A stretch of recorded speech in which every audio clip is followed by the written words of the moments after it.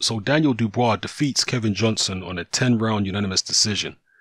Now, I did say in my pre-fight video that if this fight goes the distance, there's probably going to be a bunch of people saying, "Ah, Dubois was poor, he should have knocked Johnson out," and, you know, comparing him to Joshua basically, because Joshua walked straight through Kevin Johnson.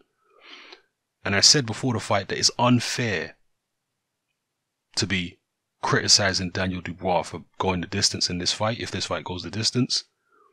Because if you look at Kevin Johnson's record, he's been the distance with 2 top 10 contenders in the past year or so. Andy Ruiz, that was his last fight, okay? Andy Ruiz is a guy with 31 fights on his record. I guess 32 now. He went the distance with Ruiz in his last fight, a top 10 ranked contender. And he also went the distance with Kubrat Pulev last year. So if he's going the distance with these guys, I don't see why it's so shocking or so disappointing when he goes the distance with an 8-0 Daniel Dubois.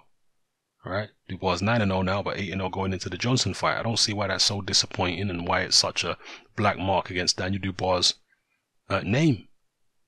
You know, I thought it was a good performance. I felt like Dubois tried to take Johnson out early, but his corner told him to pull back a little bit because the guy's tough. So he did pull back a little bit. He went out all guns blazing in the first couple of rounds. Didn't get Johnson out of there. Pulled back. Kept his shape very well. Stuck to his boxing. Throwing combinations. Nice jabs. He did get caught a few times here and there, particularly in the second half of the fight. Johnson managed to land a few right hand counters and a few jabs, which actually brought a trickle of blood from Daniel Dubois' nose. But you can't make an omelette without cracking eggs. So it is what it is. There was nothing too shocking there. Yeah, I thought it was a good workmanlike performance from Daniel Dubois. He got the rounds in. He will learn a lot from that as a young novice, a novice professional. So yeah, I don't see any problem with his performance. His work rate was good. His energy levels were good. Stamina looked good. Now, of course, when he's getting hit back, he's not going to be full of so much energy as he was here, probably. But even so, there are plenty of heavyweights out there who couldn't have fought Kevin Johnson at such a fast pace as Daniel Dubois did. Yeah. Even without getting hit back with anything, they still couldn't have fought at that kind of pace. Heavyweights the size of Daniel Dubois. I'm telling you now. So Dubois showed that he's got a good engine there. And he's got good energy levels. Yeah. Impressive. His attacks were a little predictable. That's one thing I will say. And again, he's in the learning phase of his career. So the attacks were predictable. There was nothing sneaky about what he was doing. It was all very deliberate. And that's why Johnson was able to read it, ride the punches, and avoid getting stopped. When Joshua fought Johnson several years ago, Joshua caught Johnson with stuff that Johnson wasn't expecting. You know, he caught him at times when Johnson thought he was safe. And that's how you manage to knock out a lot of these veterans. You have to catch them by surprise. Even Derek Chisora, if you remember, that was the first time that Kevin Johnson had been down in his career when he fought Chisora. Chisora clipped him with a right hand that Johnson just did. It came out of nowhere. He surprised him with it. Dubois wasn't surprising Johnson with anything. His attacks were deliberate and Johnson could see them coming.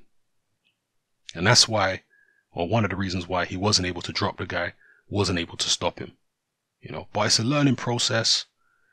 He's only 9-0 now. Got plenty of time to develop.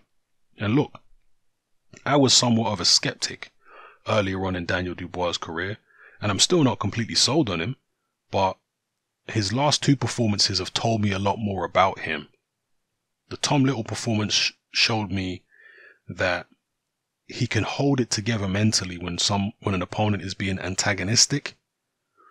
And this fight here showed me that he's still got good energy levels and work rate deep into a fight.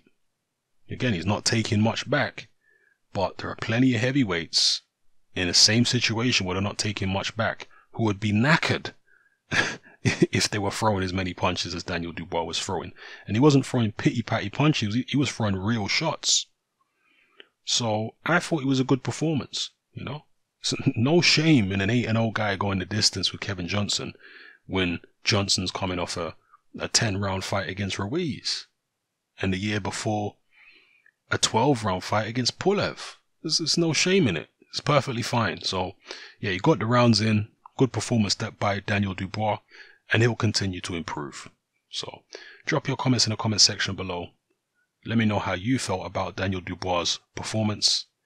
Maybe you disagree. Maybe you want to be a bit harsh. Again, people are looking at what AJ did to Kevin Johnson. AJ is the only person who's ever done that to Kevin Johnson. Nobody else has done it. Right? AJ is the only guy who's ever stopped him. I mean, look at the guys Kevin Johnson's been in with. Vitaly Klitschko. Tyson Fury.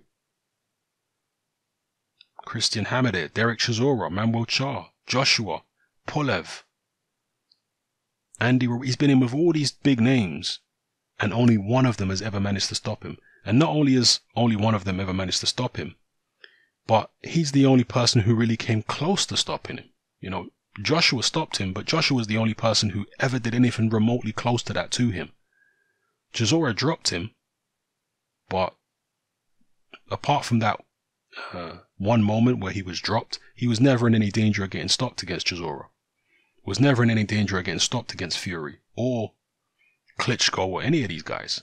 Now, obviously, that was a younger version of Johnson, and this Johnson was very poor, right? Very slow, nowhere near as sharp as the old version of Johnson. But still, he has his survival skills, and he still has his toughness.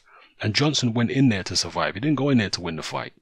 When you're in there with a guy who is so experienced and so tough and knows all the tricks and how to survive, it can be very, very difficult to not only try and knock the guy out, but it can be very difficult to even look good against somebody that negative who's that experienced at surviving. So yeah, I don't think we should be too harsh here. Well, I'm not going to be too harsh on Daniel Dubois. I think it was a good workmanlike performance by him.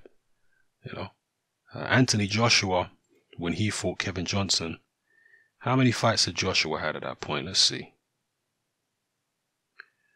Oh, I should have looked at Johnson's career because it doesn't give the numbers on here. Where are we at? Okay, Joshua was 12-0.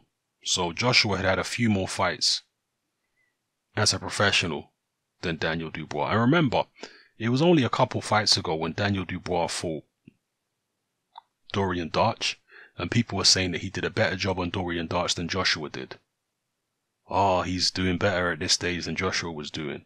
And then a couple fights later, he goes a distance with Johnson, and oh my God, this is terrible. He's gone a distance with Johnson. I knew there was going to be this reaction after the fight if it went a distance. I knew it. But yeah, because I expected that this fight could go rounds, you know, in the back of my head, I was thinking if Johnson comes here to survive and really is extra cautious, he could go the distance. He could go long in this fight. And so I was expecting the kind of reaction if that happened, of saying, oh, Dubois is overrated and this, that, and the other. And again, I've been someone who's been a bit skeptical of Dubois in the past. But the more I see of him, I'm starting to tick a few boxes now. So, yeah, I thought it was a good performance. Let me know how you feel in the comments, people. It's happening, I'm out. Join me on Patreon. I upload a minimum of 2 podcasts every single week, covering a wide variety of controversial topics, as well as live stream Q&A sessions. Take a look on screen right now at some of the podcasts I've produced so far. For just $3 a month, the equivalent of about £2 a month, you get access to all my new podcasts and my entire back catalogue of past podcasts, including my popular Confessions of a Nightclub Bouncer series. You can listen on your computer or on your smartphone or tablet by downloading the Patreon app from the Google Play Store or the App Store for free. The Patreon app also allows you to download each podcast in MP3. For less than the price of a cup of coffee, you get access to dozens of hours of exclusive content. It's easy to sign up, there's no contract, and you can cancel at any time. So come and join our community of free and critical thinkers by signing up with me here on Patreon today.